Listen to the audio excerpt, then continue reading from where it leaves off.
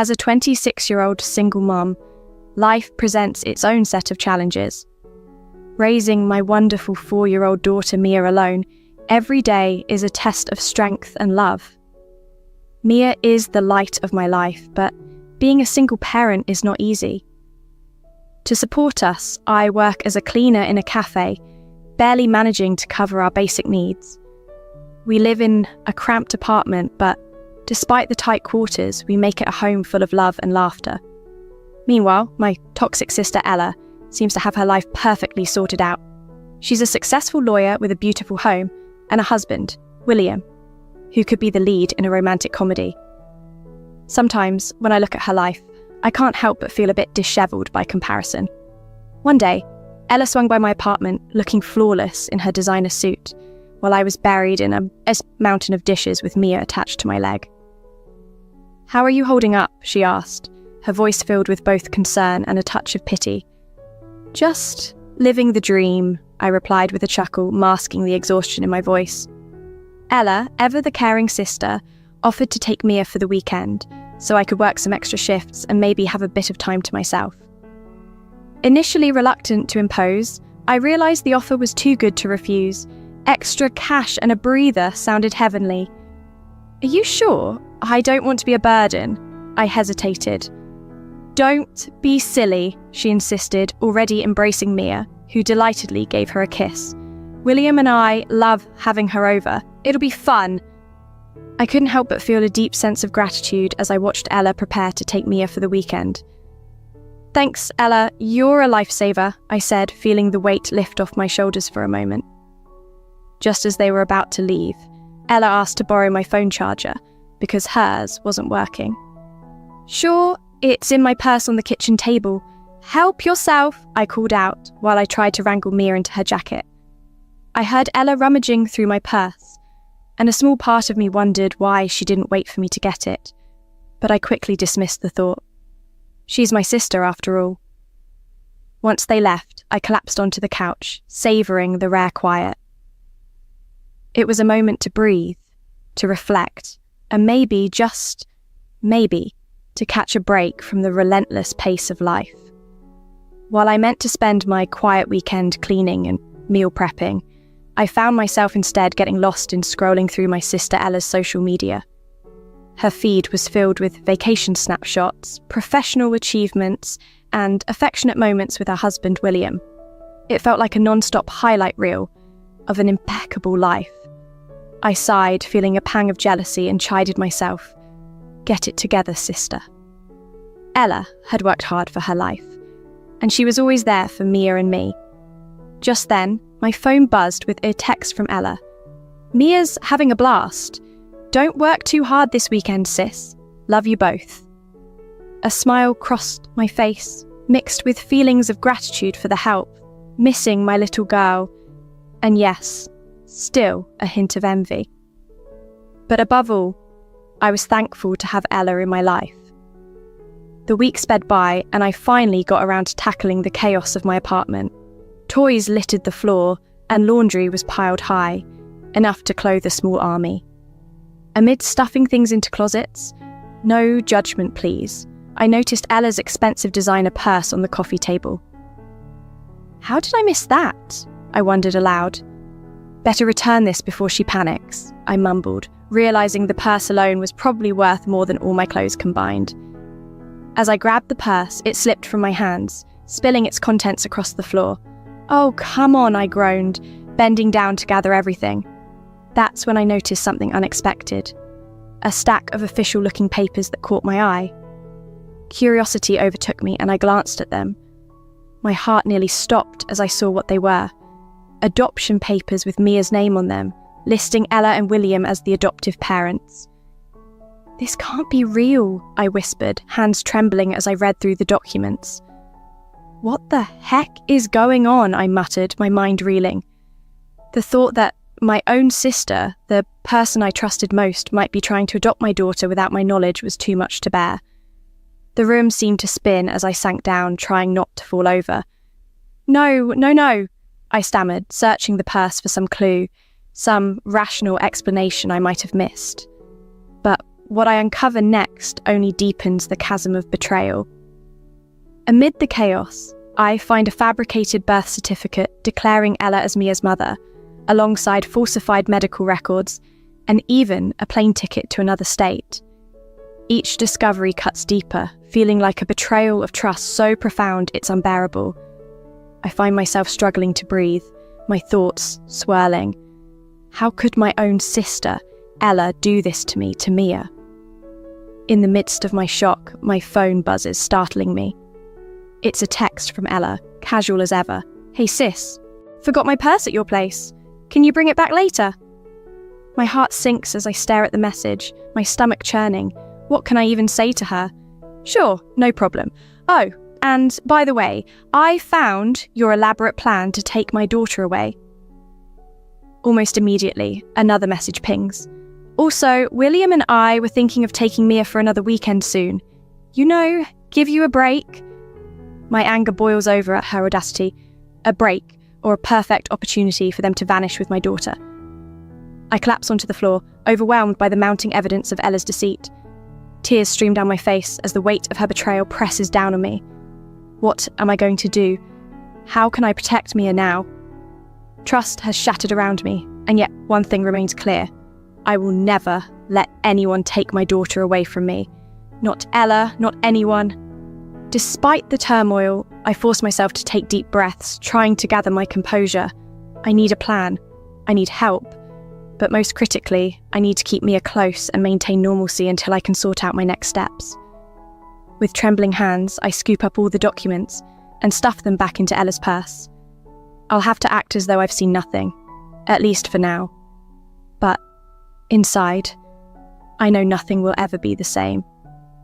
Later, I find myself on Ava's couch, unloading everything I discovered.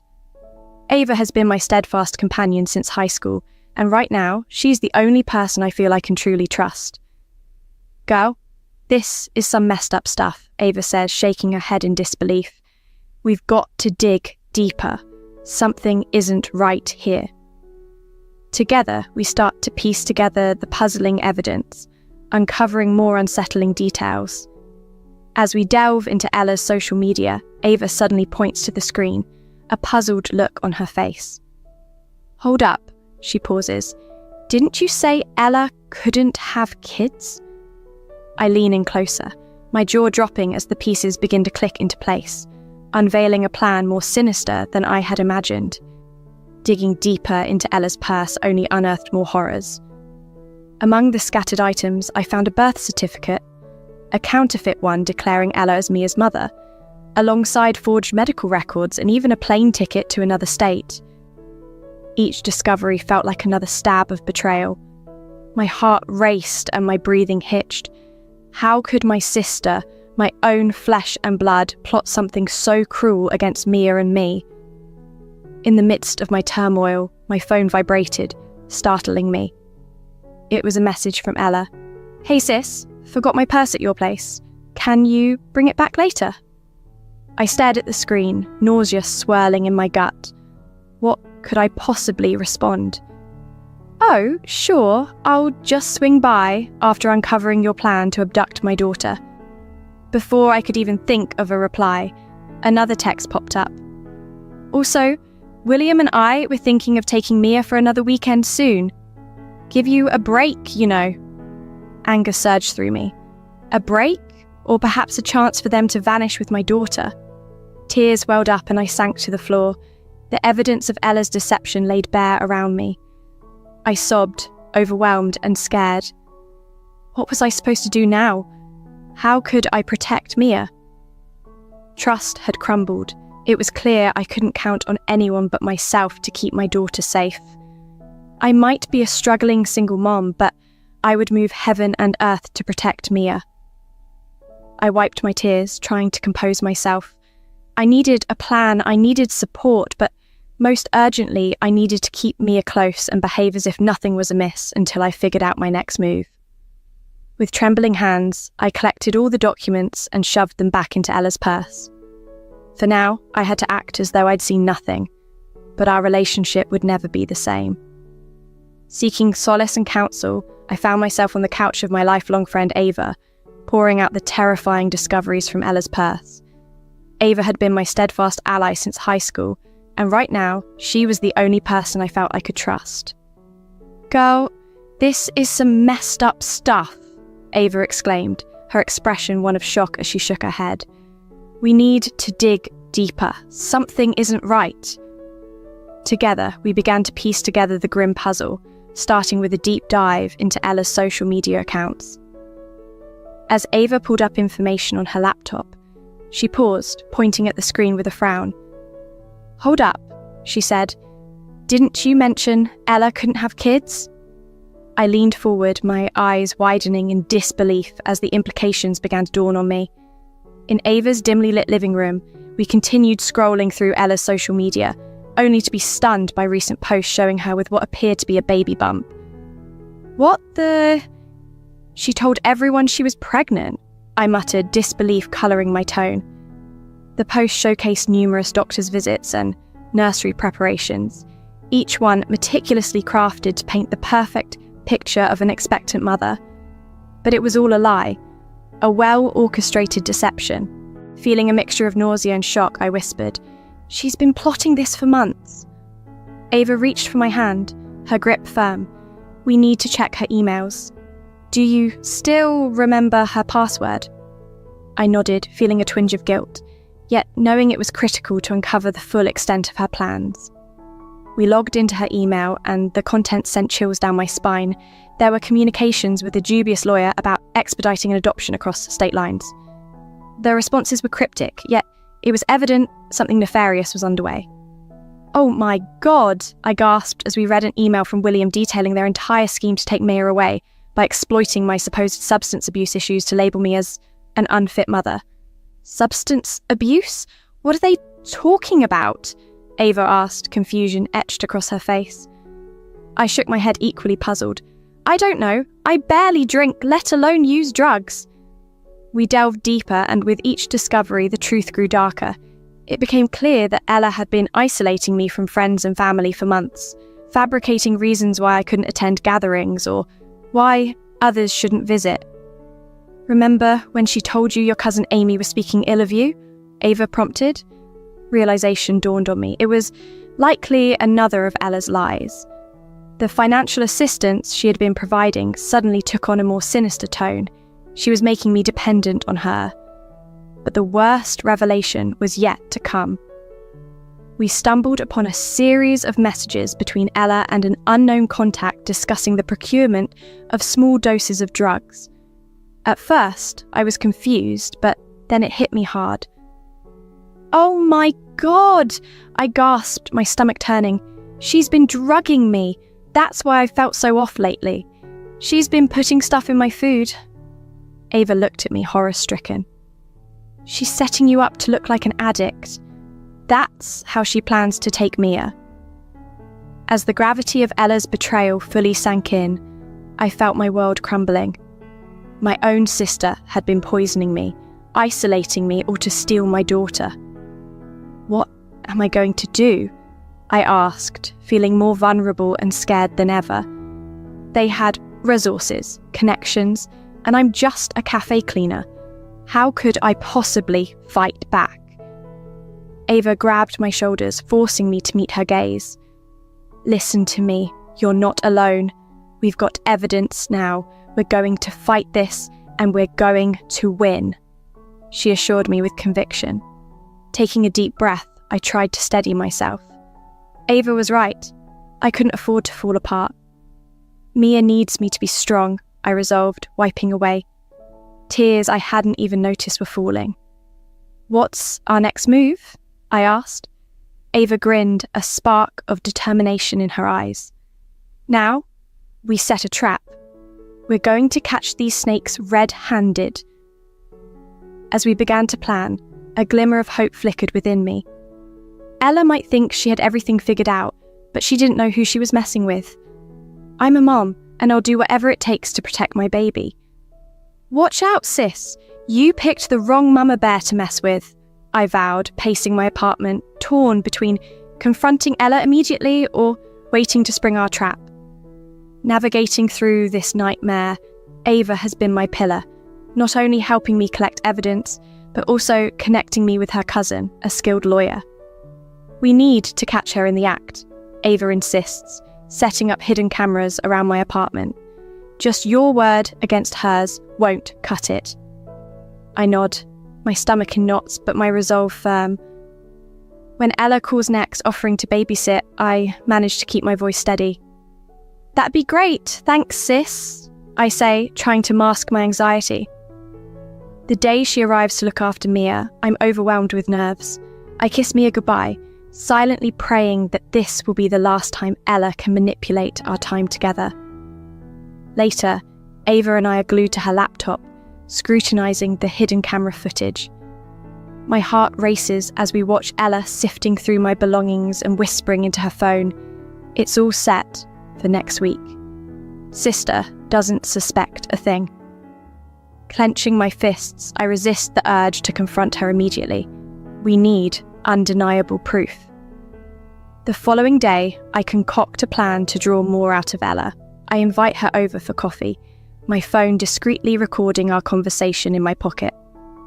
We engage in small talk until I carefully steer the conversation towards a bag of old clothes I've been meaning to donate to a women's shelter, one known for aiding mothers fleeing abusive situations. Ella stiffens. "Oh, I don't think that's a good idea. Those places, they attract a lot of unstable people, drug addicts and such." I press on, and Ella, falling into the trap, rants about how such women are unfit mothers and how their children would be better off with stable families. It takes every ounce of my self-control not to lash out at her then and there. With the damning evidence in hand, I prepare for the ultimate confrontation. I invite Ella, William, and a few other family members over for dinner. My hands tremble as I set the table, but my spirit is steeled. As everyone enjoys dessert, I clear my throat, commanding the room's attention. "I have something I need to share with all of you," I announce, my voice steady despite the turmoil inside. I lay it all out, the forged adoption papers, the faked pregnancy, the poisoning. I play the recordings. The room erupts into chaos. Ella leaps up, her face ashen. "She's lying! Sister's unstable, she's on drugs!" But William's expression shifts to horror.